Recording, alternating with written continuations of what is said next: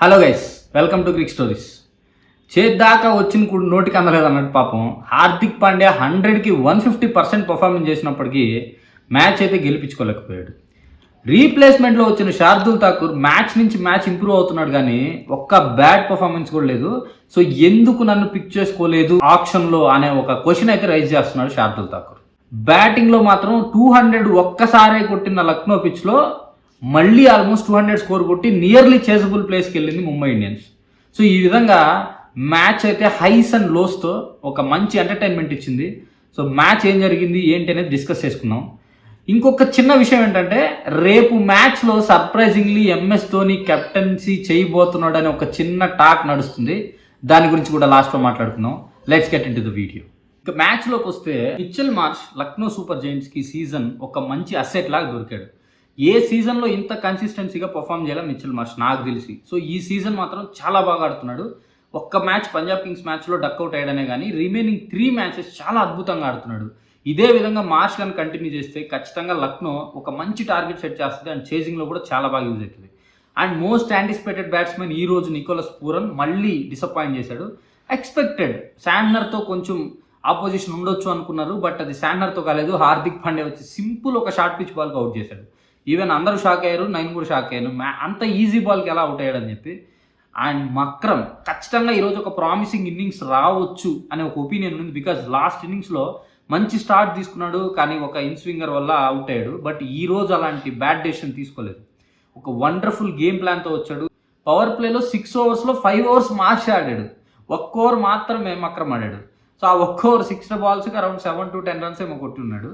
Once power play అయిపోయిన తర్వాత Markram strike తీసుకోవడం స్టార్ట్ చేశాడు. అండ్ స్ట్రైక్ తీసుకుంటున్నాడు, చాలా బాగా ఆడాడు. ఎక్కడ రిస్కీ షాట్లు ఆడలేదు, ఎక్కడ లైఫ్ రాలేదు. అద్భుతమైన ఇన్నింగ్స్ ఆడాడు. హాఫ్ సెంచరీ అయితే కంప్లీట్ చేసుకున్నాడు. సో హార్దిక్ పాండ్యా అయితే మళ్ళీ బలయ్యాడు ఒక షార్ట్ పిట్ బాల్కి. సో ఆ తర్వాత ఆయుష్ బడోని అండ్ డేవిడ్ మిల్లర్ ఇద్దరు బ్యాక్ ఎండ్లో మంచి సపోర్ట్ ఇచ్చారు. ఆయుష్ బడోని ఒక 30 రన్స్ కొట్టాడు అండ్ మిల్లర్ అరౌండ్ 30 రన్స్ కొట్టారు. ఇద్దరు ఆల్మోస్ట్ 150+ స్ట్రైక్ రేట్తో ఆడారు. అండ్ లక్నో 200+ కంప్లీట్ చేయడానికి ఒక మంచి ఇన్నింగ్స్ అయితే ఇచ్చారు వాళ్ళిద్దరు. సో ఈ విధంగా లక్నో ఒక మంచి స్కోర్ని అయితే టార్గెట్గా పెట్టింది. బికాస్ మనం ఆల్రెడీ మ్యాచ్ ప్రివ్యూలో డిస్కస్ చేసుకున్నాం. 200 అనేది ఓన్లీ ఒక్కసారే స్కోర్ చేస్తుంది పిచ్లో, దట్ టు చేజ్ అయితే చేయలేదు. సో ఈ రోజు కూడా చేజ్ చేయడం కష్టం. సో లక్నోకి హాఫ్ ఆఫ్ ద విన్ అక్కడే క్లియర్ అయింది. Just they have to bowl in right areas. ఆటోమేటిక్గా గెలుపు చేతుల్లో ఉంటుంది అన్నట్లే ఉంది. బట్ అది Mumbai Indians 5 times champion Mumbai team. So వాళ్ళనంత తక్కువగా అంచనా వేయలేం. సో పవర్ ప్లే స్టార్ట్ అయిన తర్వాత చాలా బాగా బౌలింగ్ చేశారు పవర్ ప్లేలో శార్దుల్ ఠాకూర్ కానీ ఆకాష్ దీప్ కానీ. అండ్ 2 వికెట్లు ఇమీడియట్గా తీసుకున్నారు. ఆఫ్టర్ 2 వికెట్స్ నమన్దీర్ ఒక వండర్ఫుల్ ఇన్నింగ్స్ ఆడాడు. చాలా రోజుల తర్వాత బ్యాటింగ్ ఆడాడు నమన్దీర్కి పాపం. బట్ ఎక్కడ కొంచెం కూడా డిసప్పాయింట్మెంట్ లేదు, డౌన్ లేదు, లో స్ట్రైక్ రేట్ లేదు. అద్భుతమైన ఇన్నింగ్స్ ఆడాడు. ఎటు చూసిన బౌండరీ సిక్సర్స్తో ఒక కల్లోలం సృష్టించేశాడు పవర్ ప్లేలో. సో ఆ విధంగా అరౌండ్ 46 రన్స్ కొట్టాడు. అండ్ దిగ్విజయ్ నుంచి ఒక వండర్ఫుల్ బాల్కి అవుట్ అయ్యాడు నమందిర్. 50 మిస్ అయ్యాడు, బట్ చాలా మంచి ఇన్నింగ్స్ అయితే ఆడాడు. ఇంకా sky and Tilak Varma build చేయడం స్టార్ట్ చేశారు. స్కై చాలా బాగా ఆడాడు. లాస్ట్లో ఒక అన్ఎక్స్పెక్టెడ్ షాట్ అనే చెప్పాలి. ఆల్మోస్ట్ వైడ్ మీద వెళ్తున్న బాల్ని హుక్ చేయడానికి ట్రై చేసి క్యాచ్ అయితే ఇచ్చాడు. క్యాచ్ కూడా అబ్దుల్ సమద్ వండర్ఫుల్గా పట్టుకున్నాడు. సో ఈ విధంగా స్కై ఇన్నింగ్స్ చాలా బాగా నడిచింది. ఆల్మోస్ట్ 8 బౌండరీస్ కొట్టాడు, ఒక 6 ఏమో ఉంది. మంచి స్ట్రైక్ రేట్, మంచి డ్రైవ్స్ ఆడాడు ఈరోజు. సో ప్రతిదీ సిక్సర్స్తోనే కాకుండా ఈరోజు బౌండరీస్తో డీల్ చేశాడు. మంచి ఇన్నింగ్స్ ఆడాడు స్కై. అంత మంచి ఇన్నింగ్స్ ఆడినప్పటికీ మ్యాచ్ అయితే ఫినిష్ చేయలేకపోయాడు. అండ్ హార్దిక్ పాండ్యా వచ్చాడు. ఇక్కడ ఎస్పెషల్లీ చెప్పుకోవాల్సింది లాస్ట్ 3 ఓవర్స్లో దిగ్విజయ్ సింగ్, శార్దుల్ ఠాకూర్, ఆవేష్ ఖాన్ ముగ్గురు అద్భుతంగా బౌలింగ్ చేశారు. అండ్ రిషబ్ పంత్ కెప్టెన్సీ ఈ రోజు కొంచెం మెచ్యూరిటీ కనిపించింది. లాస్ట్ 3 మ్యాచెస్తో పోల్చుకుంటే ఈ రోజు కొంచెం బెటర్గా కెప్టెన్సీ చేశాడు. బెటర్గా బౌలర్స్ని యూజ్ చేసుకున్నాడని చెప్పాలి. బికాజ్ లాస్ట్ 3 ఓవర్స్ ఉన్నప్పుడు ఎవరా అని వెతుక్కోకుండా దిగ్విజయ్ లాంటి ఒక స్పిన్నర్ అద్భుతంగా బౌలింగ్ చేస్తున్నాడు ఏ పిచ్ మీదైనా. అలాంటి ఒక స్పిన్నర్కి ఓవర్ ఇవ్వడం, నెక్స్ట్ శార్దుల్ ఠాకూర్కి key important over 19th over ఇవ్వడం. అండ్ శార్దుల్ ఠాకూర్ దాన్ని నిలబెట్టుకొని అరౌండ్ 6-7 రన్స్ మాత్రమే ఇచ్చాడు. ఒక అద్భుతమైన ఓవర్ వేశాడు. హార్దిక్ పాండ్యా క్రీజ్లో ఉన్నప్పటికీ ఒక బౌండరీ కూడా కొట్టలేకపోయాడు.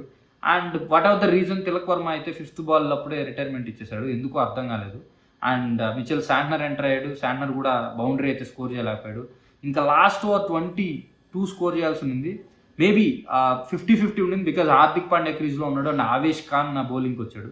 ఫస్ట్ బాల్ 6తోనే కొంచెం డౌట్ అయితే స్టార్ట్ అయింది లక్నోలో. అండ్ ఆ టైంలో గోయంకా సార్ ఫేస్ చూడాలి. కొంచెం పాపం ఎన్ని మ్యాచ్ ఉంటుందా పోద్దా అని ఒక టెన్షన్లోకి అయితే వెళ్ళాడు. But Avesh Khan remaining 5 balls అద్భుతంగా బౌలింగ్ చేశాడు. ఎక్కడ లూజ్ బాల్ పడలేదు. Yorker and correct length bowl చేశాడు. ఫీల్డ్ సెటప్ కూడా ఫస్ట్ బాల్ కొంచెం రాంగ్ ఫీల్డ్ సెటప్ అనిపించింది. మొత్తాన్ని ఆఫ్ సైడ్ తీసుకొచ్చి ఫుల్ టాస్ బాల్ వేయడం, అది సిక్సర్ కొట్టడం Hardik Pandya. But next 5 balls correct field setup చేశాడు రిషబ్ పంత్. అండ్ ఆ ఫీల్డ్ సెటప్కి బౌండరీ అయితే స్కోర్ చేయడానికి వీలు కాలేదు. మ్యాచ్ అయితే గెలిచారు. సో ఈ విధంగా ఒక వండర్ఫుల్ ఎంటర్టైనింగ్ మ్యాచ్ గడిచింది. లాస్ట్ సస్పెన్స్ థ్రిల్లర్ మనం చూసింది Lucknow versus DC. Around 3rd or 4th match IPL start అయ్యాక మళ్ళీ వాళ్ళ మ్యాచే కొంచెం ఇంట్రెస్టింగ్గా నడిచింది. And that is very good. Eknath స్టేడియంలో 200 స్కోర్ చేయడం, చేజ్ చేయలేకపోవడం. అయితే సెకండ్ టైం ఇది 200 స్కోర్ చేయడం, అండ్ దాన్ని ముంబై చేజ్ చేయలేకపోయింది. సో ముంబై ఈరోజు 9th ప్లేస్కి వచ్చి ఉంటుంది పాయింట్స్ టేబుల్లో. అండ్ లక్నో 2 matches గెలిచింది, అరౌండ్ 6th or 5th ప్లేస్కి వెళ్ళి ఉంటుంది. So that's it about Lucknow versus Mumbai Indians review. ఇంకా ఫస్ట్ మనం డిస్కస్ చేసుకున్నట్టు ఇంకో మెయిన్ పాయింట్ ఏంటంటే రేపు ఢిల్లీ వర్సెస్ చెన్నైలో మ్యాచ్ జరగబోతుంది. ఈ మ్యాచ్లో రుతురాజ్ గైక్వాడ్కి లాస్ట్ మ్యాచ్లో గాయం అవడం వల్ల ఈ మ్యాచ్ ఆడకపోవచ్చు అనేది చెప్తున్నాడు మన Mike Hussey. And at the same time captaincy ఎవరు అని అడిగినప్పుడు maybe MS Dhoni mostly captaincy చెయ్యొచ్చు అని చెప్పి. సో ఖచ్చితంగా వరల్డ్ వైడ్ ఎంఎస్డి ఫ్యాన్స్కి ఇది ఒక గుడ్ న్యూస్ అనే చెప్పాలి. And everybody is most exciting. ఖచ్చితంగా ధోని కెప్టెన్సీ చేస్తే మాత్రం చాలా బాగుంటుంది. అండ్ ఖచ్చితంగా అయితే చెన్నైలో మ్యాచ్ గెలిచేది ఇస్తుంది. బికాస్ ధోని కెప్టెన్సీ చాలా మ్యాచ్ గెలిపించుకోవడానికి అనేది మనకి ఎప్పటి నుంచో తెలుసు, ఏ విధంగా కెప్టెన్సీ చేయగలడు అనేది. ఆల్రెడీ ఉన్న టీంని ఏ విధంగా యూజ్ చేసుకోవాలి ఎఫెక్టివ్గా అనేది ధోని కన్నా ఎవరికి బాగా తెలియదు. కాబట్టి ధోని రేపు మ్యాచ్లో కెప్టెన్సీ చేస్తే ధోని చెన్నై గెలుస్తుందా లేదా ఓడిపోతుందా? ఎందుకంటే ఢిల్లీ కూడా ఒక వండర్ఫుల్ స్పిన్ ఉంది అక్కడ, కుల్దీప్ యాదవ్, అక్షర్ పటేల్. అండ్ సిఎస్కేకి వస్తే నూర్ అహ్మద్ ఆల్రెడీ ప్రూవ్ చేసుకుంటున్నాడు ప్రతి మ్యాచ్లో వికెట్స్ తీసుకుంటూ. సో ఎవరు గెలుస్తారు? నా ఒపీనియన్లో అయితే చెన్నై ఖచ్చితంగా గెలుస్తుంది అనుకున్నాను. ఇన్ కేస్ ధోని కెప్టెన్సీ చేస్తే, ఇఫ్ నాట్ ధోని మనకు తెలియదు ఎవరు గెలుస్తారని. మీరేమనుకుంటున్నారు? ధోని కెప్టెన్సీ చేస్తే ఎవరు గెలుస్తుంది? ఒకవేళ ధోని కాకుండా జడేజా సమ్మన్ ఎల్స్ కెప్టెన్సీ చేస్తే ఎవరు గెలవచ్చు? ఎవరు రేపు మ్యాచ్లో స్టార్ ప్లేయర్ అవ్వచ్చు అనేది మీరు కమెంట్స్లో చెప్పండి. ఈ రోజు match star of the tonight అయితే ఖచ్చితంగా హార్దిక్ పాండ్యానే. పాపం 100కి 150% ఎఫర్ట్ పెట్టాడు. బట్ విన్నింగ్ సైడ్ అయితే లేడు అంతే, కానీ చాలా బాగా పర్ఫామ్ చేశాడు.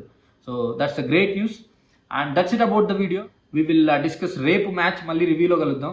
Until then, please like, share and subscribe to Crick Stories. Thank you so much.